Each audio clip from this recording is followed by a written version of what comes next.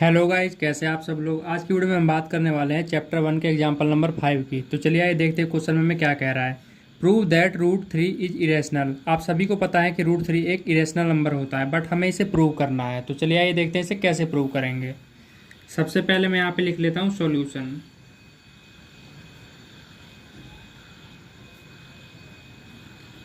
इसको irrational prove करने के लिए सबसे पहले हमें इसे रैशनल नंबर मानना पड़ेगा। तो हम मान लेते हैं let us assume that root 3 is rational. हमने क्या किया, सबसे पहले इसे रैशनल मान लिया। अब जब हमने रैशनल माना है तो हमें रैशनल नंबर के इक्वल भी तो करना होगा इसे। तो हम कर देते हैं रूट 3 इक्वल में a अपॉन में b।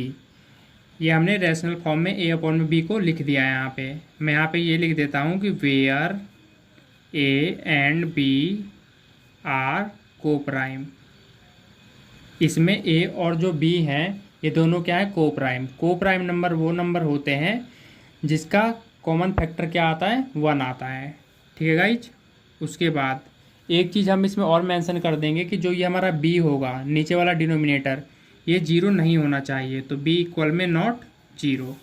उसके बाद हम क्या करेंगे, मैं इस बी को इधर भेज दूंगा। तो ये बी यहाँ पे डिवाइड में यहाँ के क्या हो जाएगा, इसके साथ मल्टीप्लाई हो जाएगा। तो हमारे पास ये आ गया। उसके बाद हम क्या कर देंगे, उसके बाद हम स्क्वायरिंग बोथ साइड कर देंगे, दोनों तरफ स्क्वायर कर देंगे। तब हमें क्या मिलेगा देखते हैं। दोनों तरफ बोथ साइड स्क्वायर करने के लिए हम क्या करेंगे, इन दोनों पे स्क्वायर लगा देंगे। ठीक है गाइज। अब आप यहाँ पे देख सकते हैं ये दोनों का स्क्वायर है। तो ये जो स्क्वायर है इसके रूट से क्या हो जाएगा, कैंसिल हो जाएगा। तो हमारे पास 3 आ गया।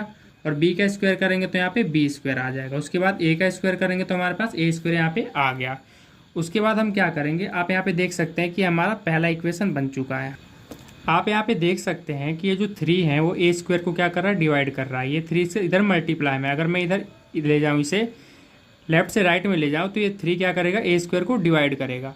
तो जब 3 a स्क्वायर को डिवाइड करेगा तो 3 a को भी तो डिवाइड करेगा।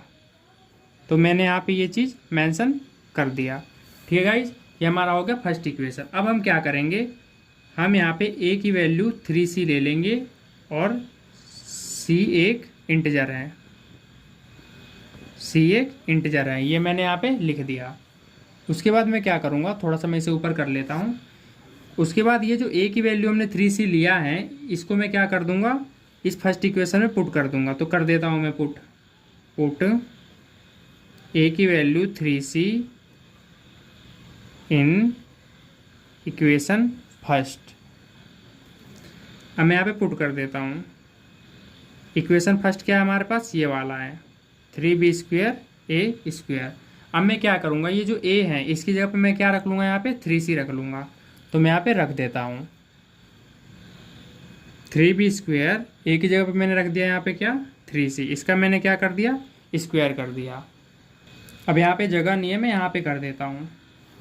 इसके बाद हम क्या करेंगे, आप यहाँ पे देख सकते हैं कि 3b स्क्वायर है। तो मैंने यहाँ पे क्या लिख दिया, यहाँ पे 3b का स्क्वायर लिख दिया। इक्वल में 3c का स्क्वायर करेंगे तो क्या हो जाएगा, 3 का स्क्वायर हो जाएगा हमारे पास 9, और c का स्क्वायर क्या हो जाएगा हमारे पास, c स्क्वायर। अब आप यहाँ पे देख सकते हैं 9 है यहाँ पे 3 है, तो मैं इसको इससे कैंसिल कर सकता हूँ। b स्क्वायर 9 c स्क्वायर, ये 3 इसके नीचे आ जाएगा, 3 3 जा 9। तो b स्क्वायर की वैल्यू यहाँ पे क्या आ गई, 3c स्क्वायर। ठीक है गाइज। तो ये हमने मान लिया, ये हमारा क्या हो गया, ये हमारा सेकंड इक्वेशन हो गया। ठीक है गाइज, ये हमारा फर्स्ट इक्वेशन था। अब हम क्या करेंगे, अब आप यहाँ पे भी देख सकते हैं कि भाई b स्क्वायर की वैल्यू क्या आई है, 3c स्क्वायर। अभी ये 3 क्या है, इधर मल्टीप्लाई में, अगर मैं 3 को इधर ले जाऊँ तो ये b स्क्वायर को क्या कर देगा, डिवाइड कर देगा। तो मैं यहाँ पे भी पॉइंट लिख सकता हूँ ये वाला कि भाई 3 divides b square, 3 divide b square, sorry b। अगर ये 3 b स्क्वायर को डिवाइड करेगा तो ये 3 b को भी डिवाइड करेगा। सपोज मेरे कहने का मतलब ये है, आप मान लीजिए कि जैसे यहाँ पे b की वैल्यू में कुछ भी रख लेता हूँ, b की वैल्यू में रख लेता हूँ सपोज 5 का स्क्वायर, ठीक है, सॉरी 3 का स्क्वायर रख देता हूँ, 9 रख लेता हूँ, ठीक है। और यहाँ पे क्या था, 3 था। तो जब ये 3 9 के स्क्वायर को डिवाइड करेगा, मतलब 9 का स्क्वायर क्या होता है 81, इसको डिवाइड करेगा कितने बार पे, 3 2 जा 6, उसके बाद 2 इधर आ गया तो 3 7 जा 21, ये डिवाइड हो गया। जब 3 9 के स्क्वायर को डिवाइड कर सकता है तो 3 9 को भी तो डिवाइड कर देगा, कितने बार पे, 3 बार पे। ये रफ वर्क में करके सब समझा रहा हूँ आपको, ठीक है गाइज। तो मेरे कहने का मतलब यही था कि अगर 3 बी स्क्वायर को डिवाइड करेगा तो 3 बी को भी डिवाइड कर सकता है, ठीक है गाइज। इसके आगे करते हैं। अब आप यहाँ पे देख सकते हैं, आपने एक चीज़ देखा कि जो ये 3 हैं, ठीक है, यहाँ पे ए को भी डिवाइड कर रहा था और ये 3 यहाँ पे बी को भी डिवाइड कर रहा था। तो इट मीन्स मैं यहाँ पे ये कह सकता हूँ कि ये जो 3 हैं, 3 is common factor of A and B.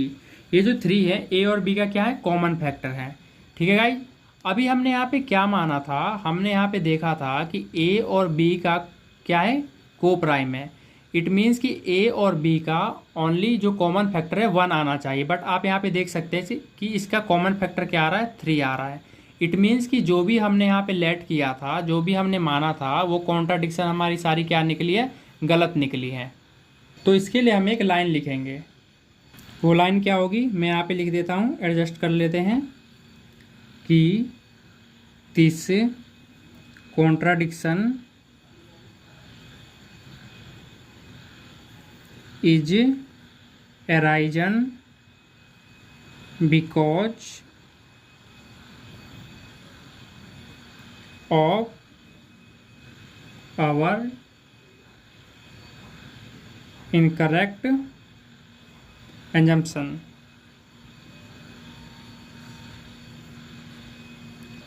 इस लाइन का मतलब ये होगा कि अभी तक हमने जो भी माना था उसमें क्या आ गया है, कॉन्ट्राडिक्शन आ गया है।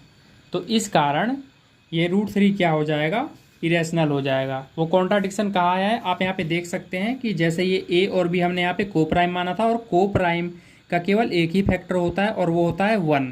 बट आप यहाँ पे देख सकते हैं कि 3 ए को भी डिवाइड कर रहा था और यहाँ पे बी को भी डिवाइड कर रहा था। इट मीन्स ए और बी दोनों का फैक्टर क्या निकला था, 3। तो यहाँ पे हमारा क्या आ गया, कॉन्ट्राडिक्शन आ गया। इसलिए हमने यहाँ पे ये लाइन लिख दिया और एंड में हम यहाँ पे लिख देंगे हैंस √3 इज इरेशनल। ये क्वेश्चन होता है हमारा कंप्लीट। आई होप कि आपको क्वेश्चन अच्छे समझ आ गया होगा। अगर वीडियो अच्छी लगी होगा तो वीडियो को लाइक करें, शेयर करें और इसी तरह की वीडियो देखने के लिए हमारे चैनल सब्सक्राइब जरूर कर लें। धन्यवाद।